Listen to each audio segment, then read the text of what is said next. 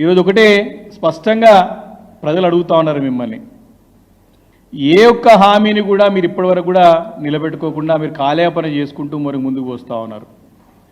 ఈ రుణమాఫీ విషయంలో కూడా మీ మాట నమ్మలేదు కాబట్టి, ప్రజలు మీ మాటని విశ్వసిస్తలేదు కాబట్టి, మీ పైన ఉన్నటువంటి అంతో కొద్ద గౌరవాన్ని మీరు కేంద్రంలో ఉన్నటువంటి మీ జాతీయ పార్టీ నాయకత్వాన్ని తీసుకొచ్చి నమ్మబలికే ప్రయత్నం చేశారు.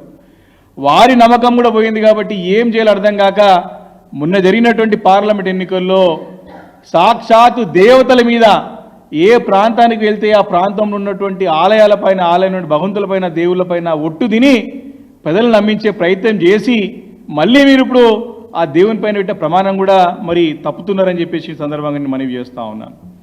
ఈరోజు మీరు చేసింది చారడంతా, చెప్పేది బారడంతా.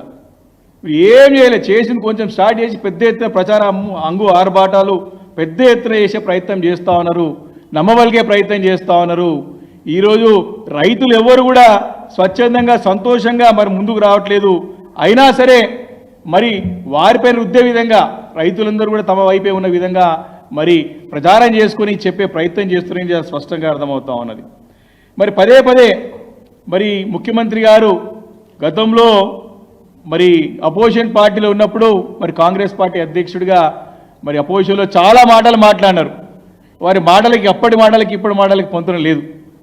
ఆ రోజు అన్నారు మరి ఇదంతా ఎవరి ధనం ఎవరు వృధా చేస్తున్నారని చెప్పేసి ప్రకటనల గురించి వారు మాట్లాడినారు. ఈరోజు మరి నిన్న ముఖ్యమంత్రి గారి మాటలు, ఉప ముఖ్యమంత్రి గారి మాటలు చూసినాం.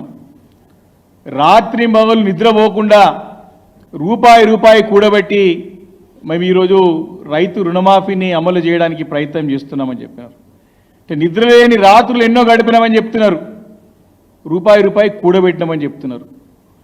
అవన్నీ డబ్బు కూడగట్టి ఈ 100 కోట్ల రూపాయలతోని ప్రచారానికి, పేపర్ల యాడ్ల గురించి తప్ప మరి నిజంగా చిత్తశుద్ధితోని మీరు రైతు రుణమాఫీ చేయడానికి ప్రయత్నం చేస్తున్నారని చెప్పేసి ప్రశ్నిస్తా ఉన్నాను. మరి ఇంత జాగ్రత్త కూడబెట్టే డబ్బుని, ఇన్ని 100 కోట్ల రూపాయలని ఎందుకు వృధా చేస్తున్నారని చెప్పేసి ప్రశ్నిస్తా ఉన్నాను. మరి గతంలో మరి ముఖ్యమంత్రి గారి మాటలు ఒక్కసారి మీ అందరికీ వినిపించాల్సిన అవసరం ఉన్నది.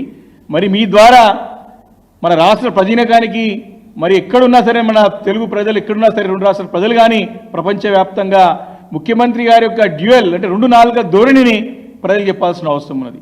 ఎవరు జాగిరిది అంటే ఆ రోజు అంటే ఈరోజు మీరు చేస్తేనేమో సంసారం, ఆ రోజు మేము చేసిందేమో ఇంకోటి అవుతుందా? ముఖ్యమంత్రి గారు ప్రశ్నిస్తా ఉన్నాం. ఈరోజు డబ్బులు లేవు లేవు లేవు అని పదే మీరు చెప్తా ఉన్నారు. రాత్రి నిద్రలేని రాత్రులు గడిపి రూపాయి జమ చేసి ఈ 100 కోట్ల రూపాయలు ప్రకటనలకు ఇస్తానికి ఎవరు జాగిరని చెప్పేసి ఈరోజు రైతాంగం అంతా కూడా ప్రశ్నిస్తూ ఉంది ప్రభుత్వాన్ని. దీనికి సమాధానం చెప్పాలని చెప్పేసి మేము డిమాండ్ చేస్తూ ఉన్నాం. దీనికి సమాధానం కావాలి. నేను చెప్తా ఉన్నా, ఇంకా ఇప్పుడు ఇల్లు అడగగానే పండుగ కాదు, ఇంకా ముందు చాలా ఉన్నది ముందు. ఈ 6 నెలలు కాదు, 5 సంవత్సరాలు మిమ్మల్ని నిద్రపోనియరు ఈ ప్రధానికం, తెలంగాణ ప్రజానీకం. మీరు ఇచ్చినట్టు తప్పుడు హామీలు, అమలు కాని హామీలు కోతలు పెట్టి అమలు చేసి మరి అమలు చేస్తామని చెప్పేట్టు ప్రయత్నం చేసేదానికి ప్రజలు అమాయకులు కాదు, అన్ని గమనిస్తారు. మిమ్మల్ని 5 సంవత్సరాలు నిద్రపోనీయం. తప్పకుండా ఇచ్చిన హామీలు ఖచ్చితంగా నెరవేరే కూడా మరి అవిశ్రాంతంగా మేము పోరాటం చేస్తామని చెప్పి మనవి చేస్తా ఉన్నాను. ఈరోజు స్పష్టంగా మీకు తెలవాలి కాబట్టి, మన ప్రజానీకానికి తెలవాలి ఏ రకంగా మోసం చేస్తున్నారనే ఉద్దేశంతో మేము ఆధారాలతో పాటు ఈరోజు మేము ముందుకు వచ్చినాం. ఈరోజు ఒక ఎగ్జాంపుల్, మనకి ప్రాథమిక వ్యవసాయ సహకార సంఘం యొక్క అవుట్ స్టాండింగ్ బ్యాలెన్స్ తీసుకొచ్చిన ఈరోజు నేను primary agriculture cooperative credit society ఒక సంస్థ తీసుకొచ్చిన. దీంట్లో సుమారు ఈ యొక్క సొసైటీలో 632 మంది రైతులు మరి దాంట్లో లక్షల రూపాయల మరి రుణం తీసుకున్నటువంటి రైతులు ఉన్నారు. దీంట్లో 632 మంది. సాక్షాత్ లాస్ట్ పేజ్ చూపిస్తున్నా మీకు. 632 మెంబర్స్ దీంట్లో వ్యవసాయదారులు లక్ష లోపల రుణం తీసుకొని ఉన్నారు. దీంట్లో సుమారు 500 పైచీలకు మంది అందరూ కూడా అర్హులే, అంత వైట్ రేషన్ కార్డు ఉన్నారు, అంత పేదవారే. సుమారు ఇంతమందికి కానీ అంటే 500 పైచీలకు ఉన్నటువంటి యొక్క అర్హత కలిగినటువంటి రైతులకి, లక్ష రూపాయల రుణాలు ఉన్న రైతులకి చేసింది ఎంతమందికి ఆ సొసైటీలో అంటే కేవలం 11 మందికి చేసినారు. 11 మెంబర్స్ చేసినారు. కేవలం 11 మందికి లక్ష లోపల రుణం ఉన్నటువంటి 530 దగ్గర పైచీలకు ఉన్నటువంటి ఒక రైతులకి కేవలము 11 మందికి చేసి ఈరోజు సంబరాలు జరపండి, పండుగలు చేసుకోండి, మరి ప్రజలపైన రుద్దే ప్రయత్నం చేసేదాన్ని ఏదో ఈరోజు బీఆర్ఎస్ పార్టీ తప్పుపడుతున్నది.